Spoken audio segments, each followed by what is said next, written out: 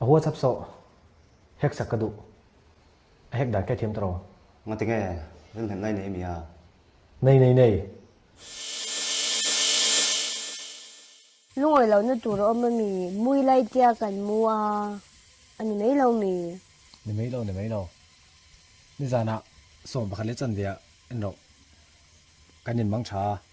ila sinin te som pan hi le min som ni pasari ni engei ti ô cái sợi tổ kha customer tiền min ron bia a mình sẽ har na cái lai customer te oi om lo mi dang bi ne mi padang ba ke belawang a hoi phone kalo re ro shi se lo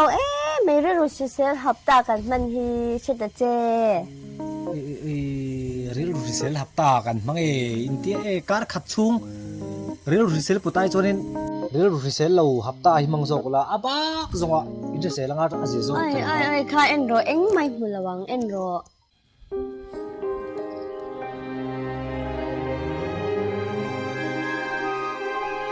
chú à phone chắc sập thấu chú anh nghe hết khát chuồn à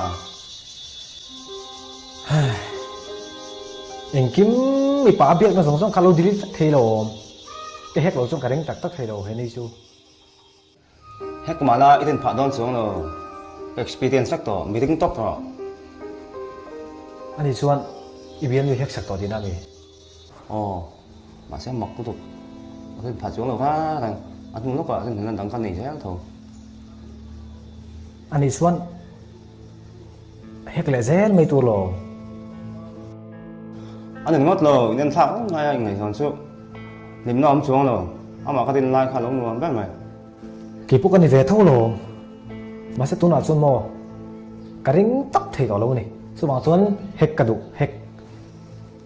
cái tin nó mới o hồi phone xuống ka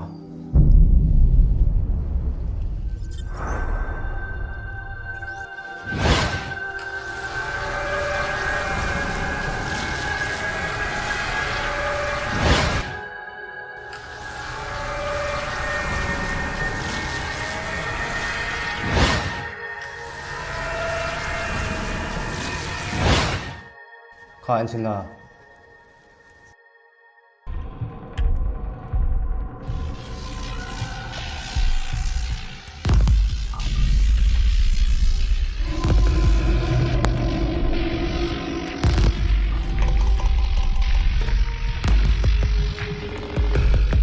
khá anh mong được khá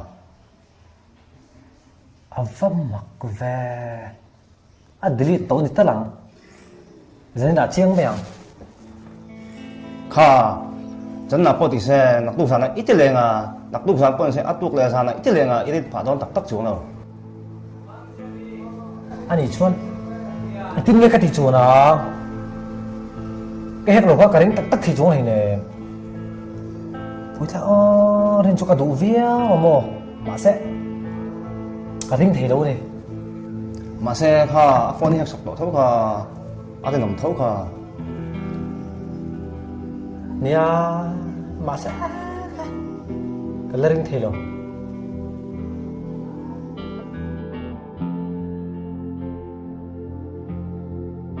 mình ring hel ni chan sui ve me tu che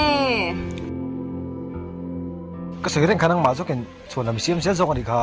chuan lama ni lo kha ka whatsapp i hek pon eng mai mu lo kha